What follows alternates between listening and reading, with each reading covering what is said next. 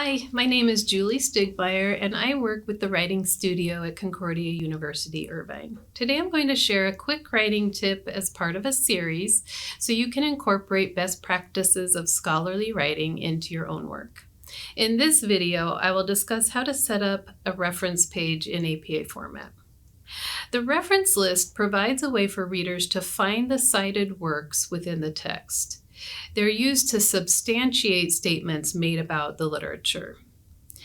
So how do you do this? Well, after the text of your document, a reference page is included. The reference entries show the full description where readers can find the sources in the text, which correspond back to the in-text citations you've included throughout the document as abbreviations. This is a bird's eye view of a reference page. I'll show you more detail in a minute, but here you can notice a few things. A reference page starts on a new page. Also, the reference page continues with the 1-inch margin and double spacing.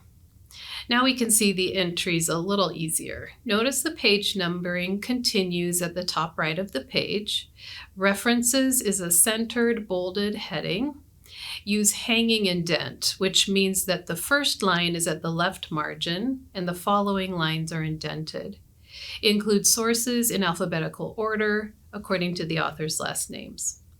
To summarize, reference pages have several important elements, but with a little practice, the APA guidelines can become like second nature. So where can you get help with reviewing your reference pages? In Concordia's online writing lab, The OWL. Access the Writing Studio's website and make an appointment. See helpful links in the description of this video for more information and assistance.